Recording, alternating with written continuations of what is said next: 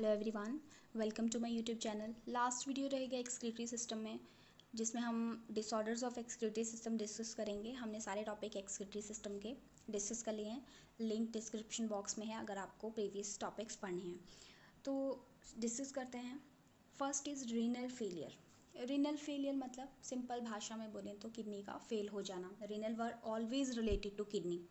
तो यहाँ पे अगर आप देखोगे कि क्या हो जाएगा, स्ट्रक्चर मैंने ऐड करा हुआ है टू अंडरस्टैंड दैट। अगर इन्फ्लामेशन हो जाती है किडनी में, जो कि फिर फर्स्ट सेकंड से थर्ड फोर्थ स्टेज पे आते आते पूरा जो किडनी है उसको डिस्ट्रॉय कर देता है, जिसकी वजह से जो किडनी है वो अपनी फंक्शनिंग नहीं कर पाती। प्रॉपर फिल्ट्रेशन नहीं होगा तो क्या होगा, हमारा जो ब्लड है प्यूरिफाई नहीं होगा। बहुत सारे डिसऑर्डर्स उसकी वजह से क्रिएट हो सकते हैं। ये क्यों होता है, ऐसी कंडीशन क्यों आती है? Due to accumulation of toxic nitrogenous waste like urea and uremia etcetera, जो क्या कर देती है, रिडक्शन कर देती हैं यूरिन आउटपुट में।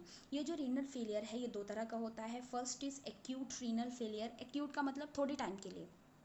अगर ये इन जो पेशेंट है किसी को ये एक्यूट रीनल फेलियर हो जाता है तो वो उसमें चांसेस होते हैं कि वो रिकवर कर जाए और उसकी किडनी जो है नॉर्मल फंक्शनिंग करना शुरू कर देगी, ठीक है।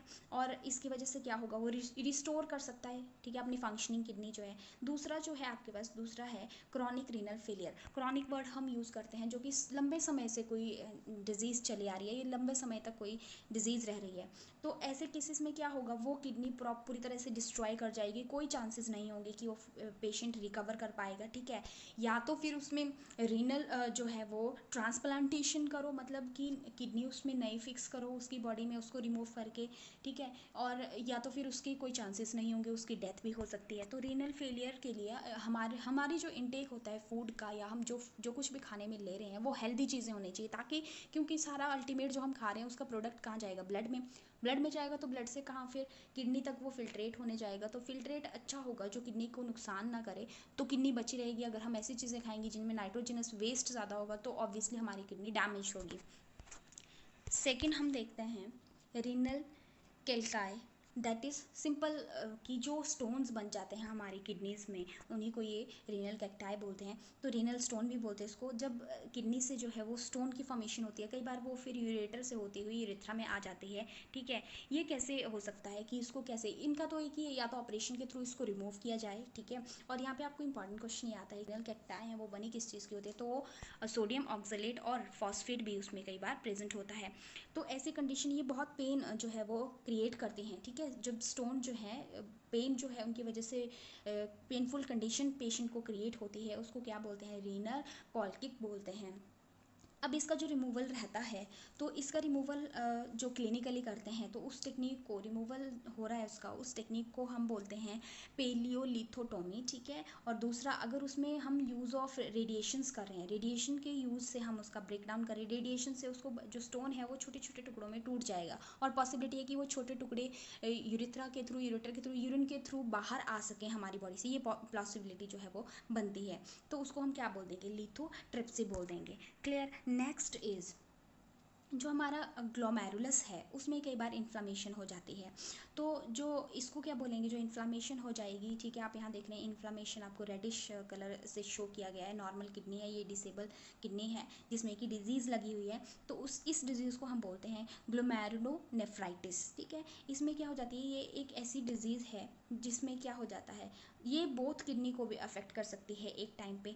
मेन सिम्टम इसके क्या हो गए, हिमेटूरिया होगा, फिर इसमें सॉल्ट और वाटर रिटेंशन जो है कैपेसिटी वो कम हो जाती है। ऐसी चीज़ों में क्या हो जाता है, ये लीड के इट में लीड टू ओलिगोरिया, ठीक है, हाइपरटेंशन होना, पल्मोनरी ओडीमिया वगैरह, मतलब पल्मोनरी जो आपकी फंक्शनिंग है उसको भी अफेक्ट कर रही है। तो ऐसी कंडीशंस में पेशेंट्स को क्या रेफर किया जाता है, बेड रेस्ट करे, वो फ्लूइड इनटेक ज़्यादा करे, ज़्यादा से ज़्यादा पानी पिए, ठीक है।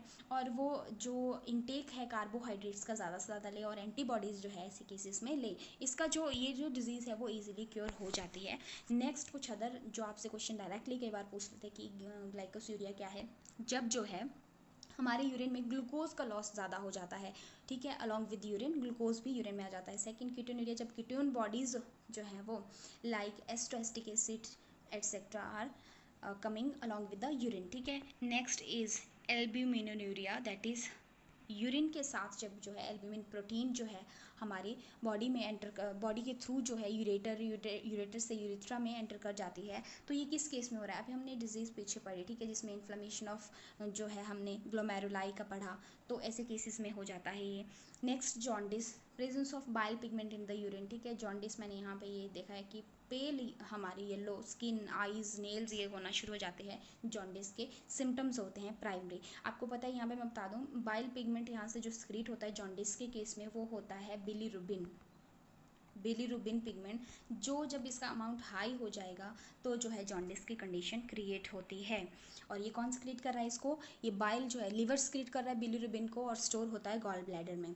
सेकेंड, हिमेटूरिया, यूरिन में ब्लड सेल्स का होना, ठीक है, लाइक इन रीनल ट्यूबरक्लोसिस। तो देखिए जब ब्लड सेल्स प्रेजेंट होंगे, ये नॉर्मल यूरिन है, अगर इसमें जो है वो इसका कलर चेंज हो जाता है, रेडिश हो जाता है, तो मतलब माइक्रोस्कोप में डिटेक्ट किया जाता है कि वहाँ पे क्या है, वाटर के साथ साथ वहाँ पे सॉल्ट्स के साथ वहाँ पे ब्लड सेल्स भी हैं। Next is haemoglobinuria, that is presence of haemoglobin in the urine, ठीक है। यूरेमिया नेक्स्ट, एक्सेसिव यूरिया अगर आता है 10 टाइम्स इन द ब्लड, जितना नॉर्मल यूरिया हमारी बॉडी में जो है एक्सक्रीट होता है उससे 10 टाइम्स ज़्यादा हो रहा है, तो उसको हम यूरेमिया बोल देते हैं। पायरेमिया, presence of pus in the urine, pus cells की अगर प्रेजेंस हो रही है यूरिन में तो वो केस में आ जाएगा, पायरिया में आ जाएगा। और ये सारे ही डिसऑर्डर से डायरेक्ट क्वेश्चंस बनते हैं, क्योंकि कुछ भी इसमें घुमा के पूछने वाली बात है ही नहीं, या तो इसका साइड इफेक्ट बोल लेंगे या फिर इसका जो डायरेक्ट क्वेश्चन है, जैसे ग्लूकोसूरिया क्या है, तो presence of glucose in the urine along with the urine, ऐसे कुछ क्वेश्चन पूछ लिए जाते हैं।